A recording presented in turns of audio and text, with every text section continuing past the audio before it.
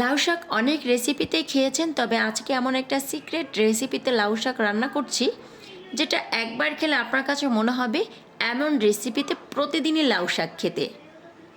আগে কখনোই এমনভাবে লাউ শাক রান্না করেননি বা এই রেসিপি আপনার সাথে কেউ শেয়ার করেনি। এটার স্বাদ মুখে লেগে থাকার মতো। পরিষ্কার করে কেটে এবং ধুয়ে নেওয়া লাউ শাক যে পাত্রে রান্না করব সরাসরি সেই প্যানটাতেই নিয়ে নিচ্ছি। এরপর আমি এখানে প্রায় 1 কাপের মতন পেঁয়াজ কুচি দিয়েছি।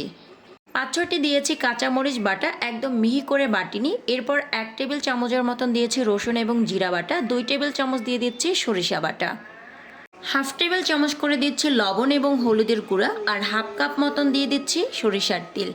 এই রান্নার টেস্ট এবং ফ্লেভারটা যদি স্ট্রং পেতে চান তাহলে কিন্তু অবশ্যই এখানে সরিষার তেল এবং সরিষা বাটাটা ব্যবহার করতে হবে। তো এখন একটু সময় নিয়ে মশলার সাথে লাউ শাকটাকে এমনভাবে মেশাতে হবে যে মশলাটা শাকের গায়ের সাথে মাখো মাখো হয়ে যায়।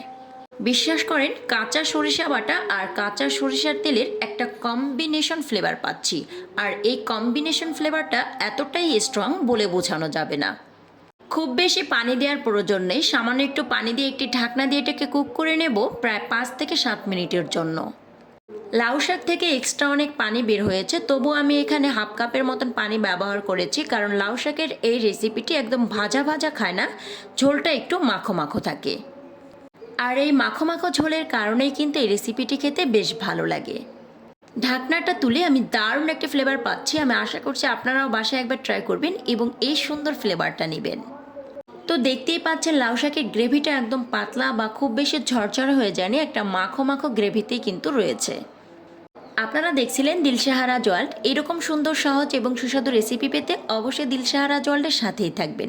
ভিডিওটি ভালো লাগলে একটি লাইক করবেন এবং চ্যানেলটিতে সাবস্ক্রাইব করে পাশে থাকার আমন্ত্রণ করছি।